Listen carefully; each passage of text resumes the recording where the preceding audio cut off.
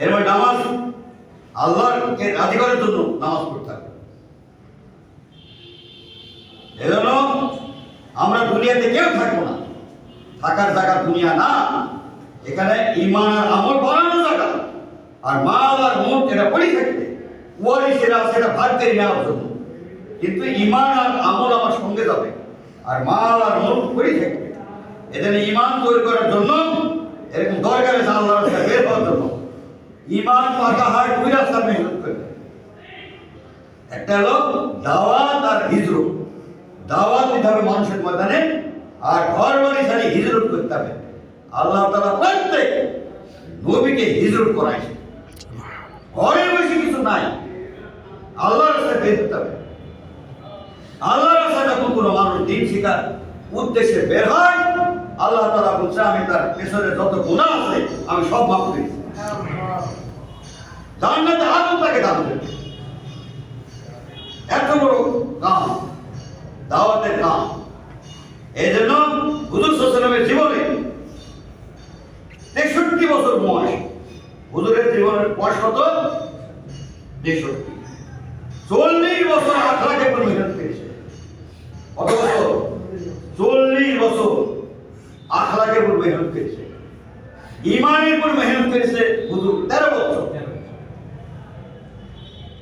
ইসলামকে প্রতিষ্ঠিত করার জন্য যুদ্ধ বিগ্রহ, এরকম শরীয়তকে প্রতিষ্ঠিত করার জন্য এরকম 10 বছর মেহনত করেছে।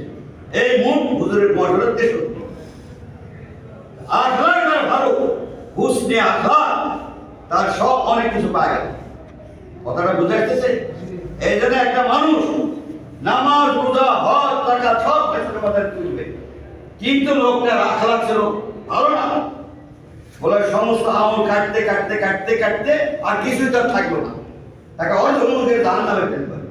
আর একটা আমল খারাপ থাকার কারণে সমস্ত আমল তার বরবাদ হয়ে গেল। তার আখলাক ভালো না।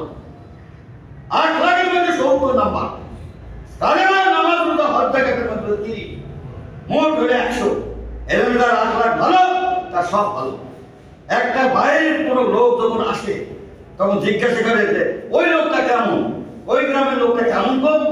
যদি ওই লোকটা, এই গ্রামের লোক যদি বলে না লোকটা ভালো, লোকটাকে নামাজি, রোজা, হজ, যাকাত এটা দেখে না, ওই লোকটা কেমন। লোকটা যদি ভালো হয় তো ওর সাথে সবাই ভালো ব্যবহার করে। কথা ঠিক না ভাই? এই লোকটাকে ভালো হইতে হলে কত মেহনত করতে হবে। এজন্য আমার আপনার নবী জনাবে মুহাম্মদ রাসূলুল্লাহ সাল্লাল্লাহু আলাইহি ওয়াসাল্লাম যেদিনকে মক্কা হতে হয়, এক বুড়ি এরকম কুট্টা কুট্টি বাঁধছে আর খুব গালাগালি করছে, আর হুজুর যায় আর গালি শুনছে। হ্যাঁ, এই মোহাম্মদের বাটা আইসি আমাদের এখন আমার গোত্রের লোক সব পোহায় চলে গেছে, আমি পিছনে পড়ে গেছি। হুজুর সব শুনছে এবং গালি শুনতেছে, এবং হুজুরের ওই বুড়ির মুখলা বাঁধছে। বুড়ি অত তো নিতে পারবে না। হ্যাঁ, হুজুর যেদিন শাড়ি সেদিন হুজুর মাথায় মুখলা নিচ্ছে বুড়ি, আর বুড়ি আগে আগে যাচ্ছে। কোন গুহায় বুড়ি মা? লব গুহায়। এই তখন হুজুর গালি শুনছে, পেছন পেছন তাকে অগ্রসর করে দিতে আছে।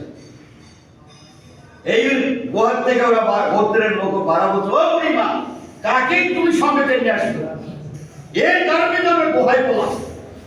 বলে বাবা এর মতো ভালো লোক আর হয় না, আমি কালেমা পড়ছি, তোমরা বাবা কালেমা পড়ি না। এজন্য আমার আপনার নবী আখলাকের শিরোমণি, ও হুসনে আখলাক।